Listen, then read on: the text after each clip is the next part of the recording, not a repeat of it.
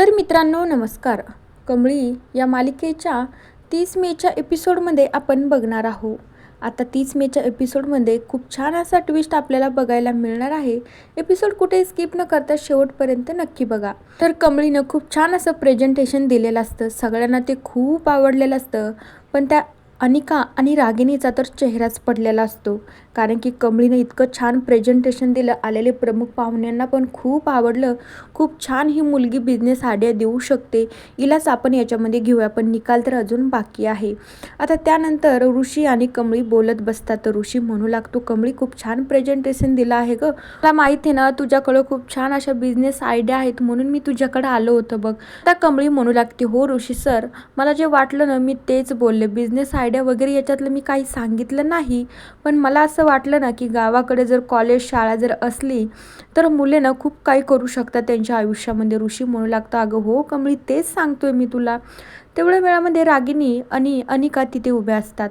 रागिनी आणि अनिकाला तर हे अजिबातच देखवत नसतं की ऋषी आणि कमळी एकत्र बसलेले आहात आणि दोघे एकमेकांशी बोलत आहेत म्हणून.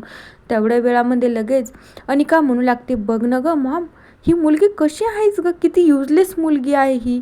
हिला काही कळतं की नाही काय माहिती, हिला थोडीशी अक्कल वगैरे तर काहीच नाही. हिला किती वेळेस सांगितलंय तरी पण ही त्याच्यासोबतच बसते, त्याच्याशीच बोलते. आणि ऋषीला पण तीच काय मुलगी आवडते काय माहिती मॉम.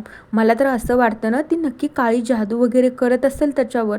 तेवढ्या वेळामध्ये तिकडनं मात्र नयनतारा आणि राजेश घरी जाणार असतात. तर ती पण नयनतारा पण ऋषी आणि कमळीकडे बघत असतात. तर नयनतारा म्हणू लागते, माझ्या मुलाला तू माझ्यापासून दूर करतेस ना, मी तुला सोडणार नाही कमळी, असं म्हणून नयनतारा पण तिथनं निघून जात असते. आता दुसरीकडे अन्नपूर्णा आजीला अधिक मासाचं व्रत पूर्ण करायचं असतं, जेणेकरून तिच्या कुटुंबासाठी, बाबांसाठी, विखरलेल्या नात्यांना पुन्हा जोडण्यासाठी तिला ते अधिक मासाचं व्रत पूर्ण करायचं असतं. अन्नपूर्णा आजीचं अधिक मासाचं व्रत पूर्ण करणं चालू असतं, पण कामिनीला ते नको असतं. कामिनीचं म्हणणं असतं, मी ना या म्हातारीला ना अधिक मासाचं व्रत पूर्ण करूच देणार नाही. अन्नपूर्णा आजीचं ते भांड्याने वगैरे पाणी काहीतरी चालू असतं. तेवढ्या वेळामध्ये कामिनी सांगू लागते त्या नौकराला की जायचं आणि वाटेमध्ये तेल टाकून यायचं. एकदा काही म्हातारी त्या तेलाहून घसरून पडली ना, हिचं काय व्रत पूर्ण होणारच नाही. कामिनीने खूप मोठा डाव केलेला असतो. तर कामिनीच्या मनातच नसतं की या म्हाताऱ्याने नीट व्हावं म्हणून आणि विखरलेलं नातं परत जुटावं म्हणून. जसं आहे ना तसंच चालू द्यावा म्हणून आता कामिनीचा हा डाव असतो. आता त्या कामिनीनं सांगितलं तसं ते घरातला नौकर मात्र जातो, तिथं तेल टाकून ठेवतो. अन्नपूर्णा आजीचं व्रत चालू असतं. त्या खूप थकून गेलेल्या असतात, त्यांना पण ते व्रत पूर्ण करायचंच असतं. अन्नपूर्णा आजी तिकडनं येत असता तर तेलावून त्यांचा पाय घसरतो आणि त्या डायरेक्टली खाली पडतात. आजोबांनी हे सगळं बघितलेलं असतं, पण काय करणार, आजोबाला बोलता येत नसतं म्हणून ते काहीच करू शकत नाही.